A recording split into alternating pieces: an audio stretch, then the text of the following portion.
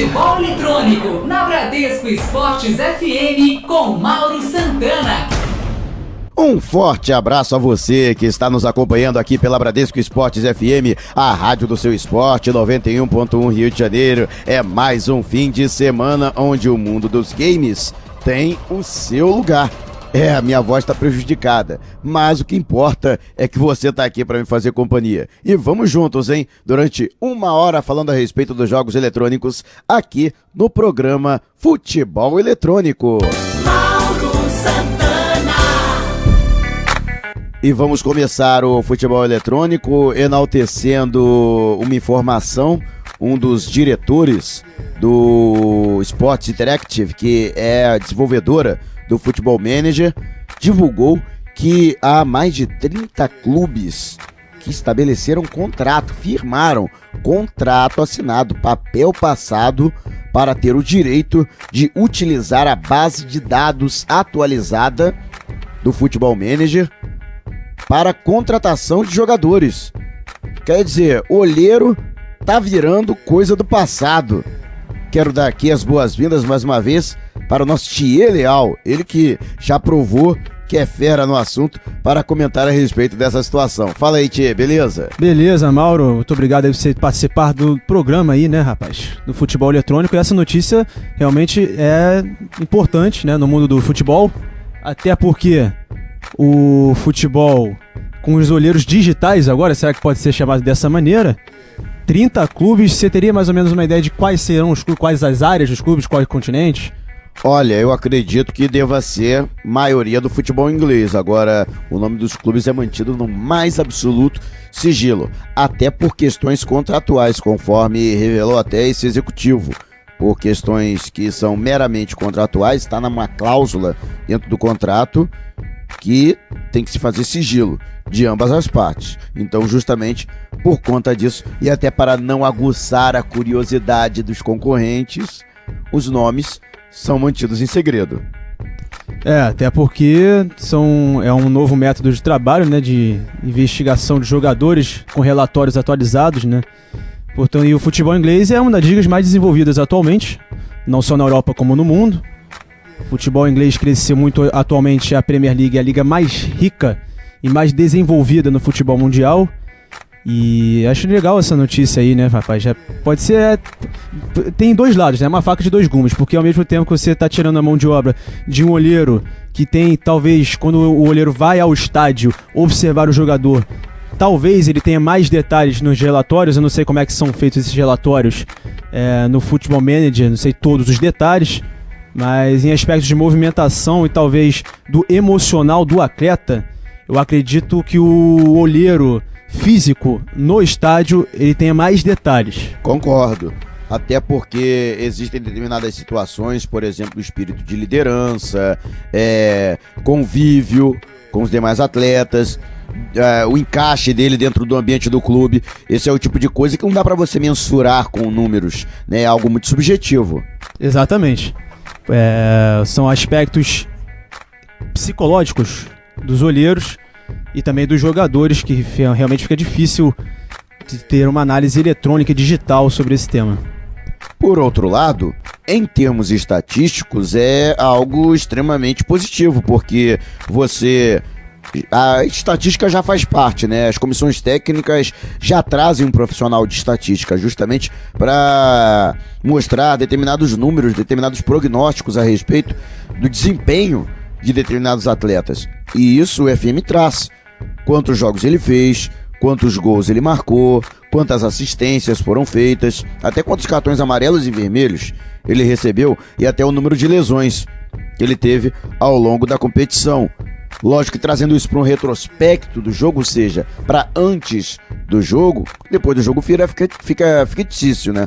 Mas antes disso, é informação correta, passada por pessoas que abastecem de informação o banco de dados. Então é uma base muito fiel. E para você ter uma ideia, durante essa informação, o executivo chegou até a enaltecer o fato de que um dos clubes contratou 2 jogadores, ainda da base, né, ainda de categorias inferiores, mas 2 jogadores da Argentina, baseados justamente no aproveitamento que esses atletas passavam através das informações colhidas na base de dados. Não, exatamente. Também é uma vantagem pelo aspecto que você não precisa ter que deslocar um olheiro específico para tal partida no estádio, tal hora. Você possa até ter uma economia de custos, talvez, para não gastar dinheiro com viagem dos olheiros. Não sei se nos casos de olheiros, quando quer analisar um jogador, somente um olheiro é suficiente, às vezes precisa de 2. Não sei, porque são muitos detalhes, né? E analisando por esse lado, você falou agora dos jogadores argentinos, né? E olhando também para o aspecto, só mudando um pouquinho de assunto, que o Porto, né, é um dos clubes, Porto e Benfica, dos clubes de Portugal, são um dos clubes que mais investem nessa relação do custo-benefício dos atletas na América do Sul. Isso até o René Simões falou ontem na entrevista que eu acompanhei com o Arthur Souza. Ele disse que o Porto, ele investiga muitos jogadores aqui na América do Sul, faz um relatório dos atletas e eles analisam, pegam um jogador por um preço muito barato e acabam também exportando esses jogadores em um futuro por um valor muito alto. Temos casos mais recentes como o Falcão Garcia, colombiano, assim como o Rames Rodrigues, também colombiano. E aí isso também é um trabalho de olheiros, né? É importante frisar o trabalho de olheiros da equipe do Porto, assim como do Benfica também, no mercado da América do Sul. E o que pode ser muito positivo, justamente você tendo uma base de dados com jogadores que ainda não tem uma vitrine, ainda não tem uma visibilidade muito grande, não são jogadores conhecidos, mas cujo desempenho você pode avaliar justamente nessa situação. Até porque uma base de dados traz para você, se não números completos, já alguma ideia daquilo que você pretende de jogador. Eu acho que a profissão do olheiro físico, né, do olheiro real, ela não vai sumir, mas vai facilitar. Por quê? Você não precisa ter tantos olheiros assim, né? Você tem alguns profissionais, alguns observadores chave em determinadas regiões, e aí você vai na base de dados, busca, olha, esse cara aqui, ele tem um desempenho acima da média, será que é isso mesmo? Você já manda o cara direto pra lá, né? Ele já vai devidamente orientado para observar um jogador específico em uma competição específica. Barateia os custos. Exatamente, é o olhar específico, né, do atleta, que os olheiros já vão com esse olhar mais atentado para o jogador. E também um aspecto interessante dessa base de dados é que os jogadores também são avaliadas as posições possíveis que o atleta pode desempenhar e a capacidade de desempenhar essas funções alternativas à função principal. Por exemplo, você tem um jogador que é zagueiro, mas que atua pela lateral direita. Um exemplo mais recente é o Mário Fernandes, jogador do CSKA. Ele que começou como zagueiro no Grêmio, foi para a Europa, lá na Rússia, atuou mais na lateral direita e, se não me engano, foi convocado agora pelo técnico Dunga como lateral direito, o Mário Fernandes. Então esses relatórios também são interessantes, porque além do aspecto técnico e tal, de passe, drible, finalização, os aspectos estatísticos, tem esse aspecto interessante da adaptabilidade do jogador a tal função.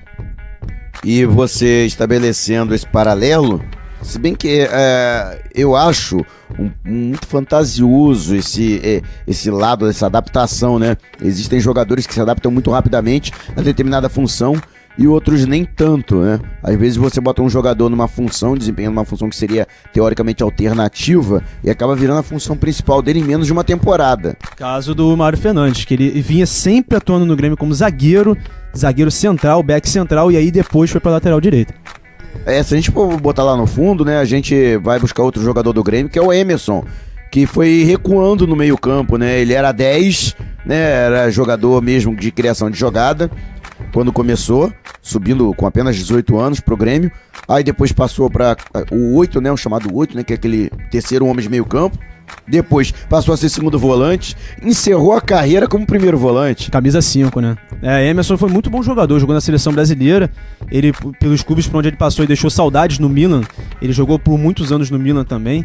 E é um jogador que ele exercia a função e tinha essa coisa da polivalência também. Mas como você falou, ele foi recuando. E o aspecto defensivo dele era muito bom, realmente. Eles comparavam ele ao Gattuso e tal. O Gattuso era um pouco mais ríspido, né? Um pouco mais bruto. Se bem que tem um colega nosso aí que comparou o Ayrton ao Gattuso, né? Tem isso. Então, pelo amor de Deus, né, gente? Vamos separar as coisas. Pelo amor de Deus, olha a paixão. De qualquer forma, o Emerson acabou se brucutuzando, né? O jogador evolui no FM, né? O Emerson evoluiu. Eu gostava muito dele no Grêmio, cara. Até driblador ele era. Ele tinha uma velocidade, não sei se depois que ele ganhou físico, ganhou corpo, ele ficou mais lento. Sinceramente, eu não estou lembrando desse aspecto ofensivo dele, eu só lembro da fase defensiva dele. Eu não acompanhei como ele atuava, como você falou, com camisa 10 no início da carreira. Mas como o futebol da Europa, principalmente o da Itália, onde ele jogou por muito tempo lá no Milan, é baseado muito no aspecto defensivo das equipes, tem uma defesa sólida com... O Milan, Inter de Milão, Juventus, sempre foram caracterizadas ao longo dos anos por ter uma defesa muito sólida, e a seleção italiana também. O futebol italiano como um todo, né, ele é muito baseado no aspecto defensivo. Os zagueiros são endeusados, né, os grandes zagueiros. Baresi. São os craques da história da Itália, né? Você conta nos dedos os atacantes italianos mesmo que fizeram sucesso, mas italianos com a bola no pé, né? Você conta nos dedos. Teve o Roberto Baggio, que realmente era muito bom. Agora o Toto Schillaci era goleador, mas era trombador, né? Tinha um bom aspecto físico, mas não era um jogador talentoso, não era craque. E indo mais atrás, né? O próprio Paulo Rossi também não era nenhum craque de bola, nenhum grande jogador com um talento acima do normal, mas era um bom finalizador. Exatamente, a capacidade de finalização dele era impressionante. Agora, com relação a esse aspecto, no que isso pode ajudar os clubes europeus, eu acredito que em termos de investimento, porque isso é um investimento, né? É como você apostar na bolsa de valores, né? Quando você contrata um jogador, isso pode dar certo, como pode não dar. Então você diminui a margem de erro e o prejuízo desses grandes clubes. Exatamente, era isso que eu ia falar, diminuir a margem de erro. Com o desenvolvimento da informação e da tecnologia, a tendência é que a margem de erro seja diminuída cada vez mais, mas não tem como alcançar um resultado preciso. Até porque existem variantes, como por exemplo o jogador que atua na Argentina, até no mercado sul-americano mesmo. Por exemplo, o jogador que atua na Argentina faz uma boa temporada, ele pode vir para um clube brasileiro e não render o esperado como ele estava na Argentina. Um exemplo mais recente é o Mugni do Flamengo. Não, essa onda veio com o Mugni agora, mas se a gente for olhar mais atrás, né? E a nova onda foi com Conca. Conca veio da Universidade Católica pro Vasco da Gama e acabou dando certo no Fluminense. No Vasco mesmo já apresentava um bom futebol, mas veio explodir mesmo no Fluminense. Aí nessa onda do Conca, trouxeram vários argentinos. Aí veio o Montijo. Dátolo. Isso, Dátolo. O Montoya veio pro Vasco da Gama. Montijo. Eu acho que o Montijo teve um certo sucesso no Cruzeiro. Foi quase campeão brasileiro em 2010. Né? Mas ainda assim, eu acho que ele não repetiu as boas atuações que ele teve pela Universidade de Chile. Agora, no FM era muito bom, meu Deus do céu. Tem uns jogadores que no futebol real talvez não rendam por esse aspecto de adaptação, mas no FM existe essa coisa também no Futebol Manager, de que às vezes o cara não rende. Talvez pela mentalidade do futebol do país de origem, do novo país ser diferente, talvez ele não rende muito. Mas como a gente falou, a margem de erro é diminuída, mas não é preciso a variação do atleta, não é 100%, não se pode apurar 100% o relatório do atleta, né? Pra você ter uma ideia, o próprio FM, ele é tão complexo, né? A realidade é mais complexa, bem mais complexa que o FM. Mas o próprio FM é tão complexo, mas tão complexo, que se você tá iniciando uma carreira, você conclui essa carreira e começa outra, os jogadores já se desenvolvem de maneira completamente diferente. Às vezes o jogador que se desenvolveu bem, ele pode ter no outro jogo que você vai iniciar, ele tem uma lesão no início da carreira, e aí ele perde completamente o compasso. Ele não se torna, às vezes, o grande jogador que ele havia se tornado na tua carreira anterior. E aí você vai até buscar aqui, vou comprar esse jogador aqui, vou negociar esse jogador. Quando você vai ver, ele já não é tão bom. Vou te dar um exemplo disso, cara, o Neymar. O Neymar, teve uma vez que eu joguei que ele era monstro, mas monstro mesmo. Ele ficou umas 5 vezes sendo o melhor jogador do mundo, troço impressionante. E no outro jogo, ele se tornou um grande jogador, claro, mas não tão acima dos outros. Assim, entre os grandes, né, entre os monstros, ele era mais um. Assim, não destoava tanto assim dos demais grandes jogadores que atuavam na Europa. Para você ter uma ideia da complexidade do futebol, né? Se o FM, que é um futebol virtual, isso acontece, imagina no futebol real. E a tendência é que o Neymar consiga cada vez mais ter mais sucesso na Europa, né? A primeira temporada dele agora no Barcelona no ano passado não foi tão boa assim, até pelo aspecto, como a gente falou agora, da adaptação também, o futebol diferente. Apesar do futebol espanhol na Europa ser um pouco mais parecido com o futebol que é praticado aqui no Brasil, mas, claro, com parâmetros ainda muito diferentes. A tendência é que o Neymar cresça cada vez mais. Agora, no segundo ano, ele é, se não me engano, ele é o artilheiro da era Luiz Henrique no Barcelona. Ele tá na frente do Lionel Messi. Então, você vê que ele tá começando a pegar um pouco dos holofotes do Lionel Messi nos jogos, na Champions League já fez gol, ele tá crescendo na Europa e, como você falou aí, não sei se ele vai chegar a ser 5 vezes o melhor do mundo, mas a tendência é que pelo menos umas 2 vezes aí na carreira o Neymar consiga esse feito. Potencial para isso ele tem.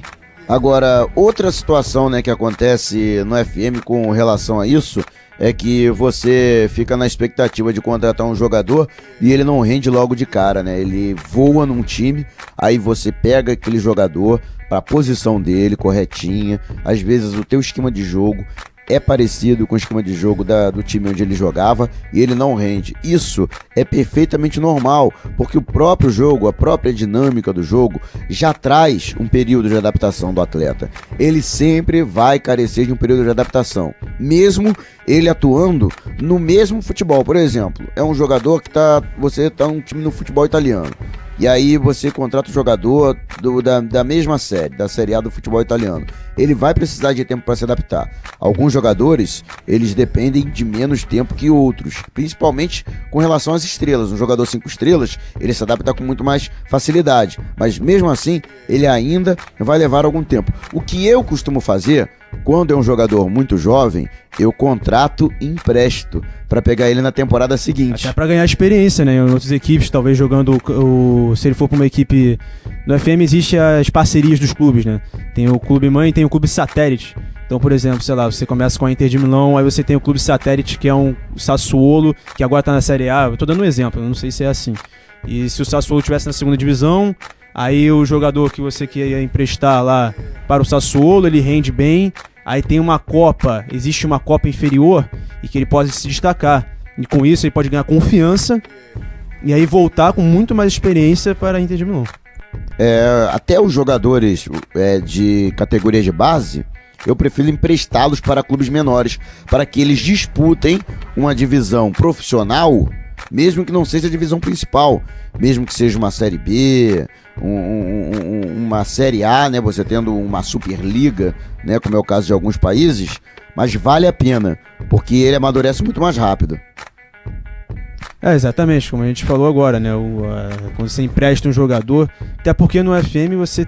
Normalmente os elencos são muito abastados, né? Você tem muitos jogadores, então, sei lá, você ainda você não trabalha, como exemplo, no FIFA ou no Pro Evolution Soccer com só os 23 jogadores do primeiro plantel. Você tem um plantão só de reservas e tem o plantel sub-21, sub-20 e até os reservas jogam até campeonatos, né? Campeonatos oficiais de reservas. Eu lembro que, não sei se no FM 2014 é assim, mas eu lembro que... Sim. Até em clubes você brasileiros. tem um campeonato de reservas e você tem um campeonato os chamados aspirantes, né? O amador, né? Que são jogadores que ainda não atingiram idade de profissional ou não tem contrato de profissional, que também tem isso. A partir dos 17 anos, o jogador tem que assinar um contrato profissional. Muitas vezes ele não pode disputar um amador, porque já tem um contrato. Eu lembro até nos FMs anteriores de clubes brasileiros terem essa iniciativa, né, de terem jogos com times reservas, até campeonatos com times reserva. Agora vamos mudar um pouquinho de assunto, até porque no próximo bloco a gente vai entrevistar o cara que é fera nos games, é um troço impressionante, mais de 30 títulos na carreira. O nome dele é Felipe Forato Pereira, mas ele é mais conhecido como Felipe Mestre. É ex-campeão paulista de PES e ele... Até para a gente ilustrar um pouco, né, o universo dos campeonatos, esse ano os campeonatos ficaram mais fracos. Ele vai até explicar por quê. Mas, logicamente, a gente adianta que o PES perdeu muito de mercado para o FIFA. A gente até imaginava que ele pudesse recuperar isso com o advento do FIFA 2015, que não tem os clubes brasileiros, mas mesmo assim a procura tem sido bem maior, tia.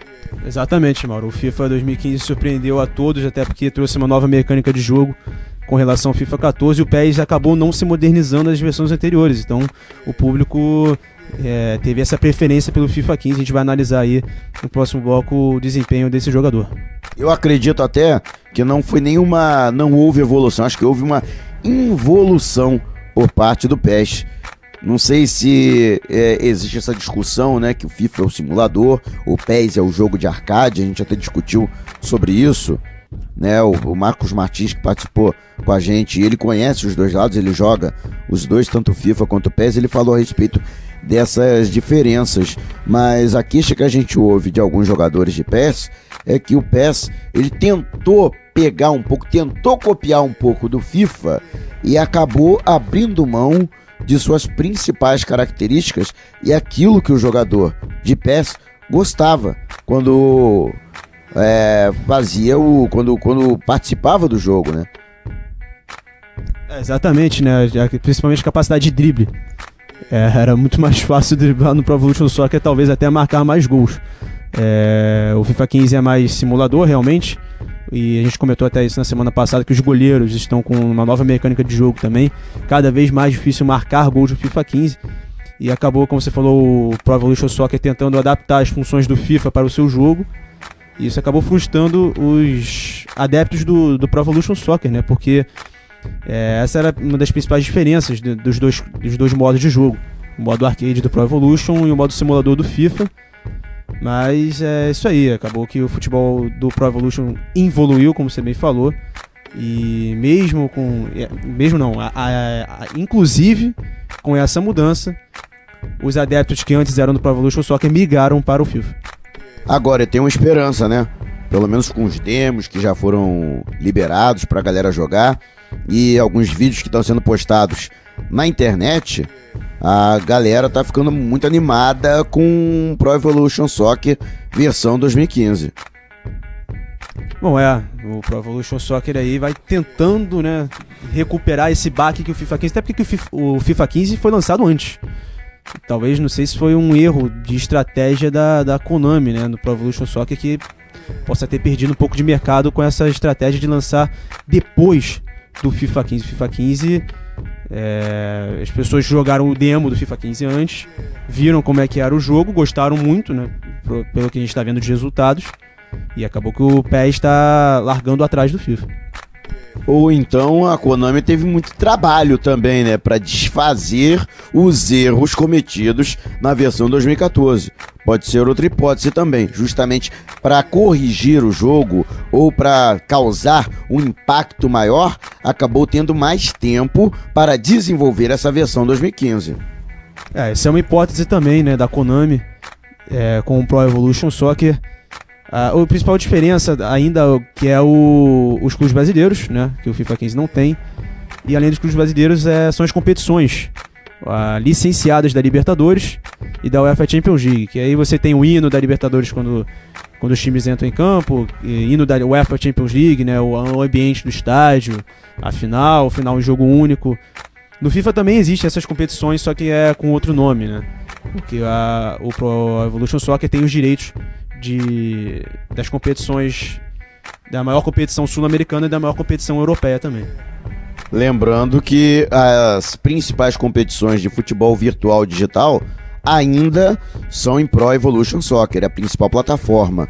De qualquer forma, o FIFA realmente cresceu bastante, mas as competições do FIFA, como é que eu posso dizer, são mais institucionalizadas, né? São mais ligadas à desenvolvedora do jogo, a EA Sports, e também à própria FIFA, a própria entidade que também organiza competições regulares. Agora, para os jogadores que querem ingressar em competições profissionais, o mais fácil ainda é a Pro Evolution, que você tem diversas ligas amadoras que acabam funcionando como trampolins para as ligas principais. Então, justamente por isso, Os jogadores ainda preferem o PES para competir profissionalmente. Eu acredito até que no Brasil, como o Bomba Pet, que é um mod do Pro Evolution Soccer, fez muito sucesso, porque eu lembro que durante os jogos tinha os cânticos das torcidas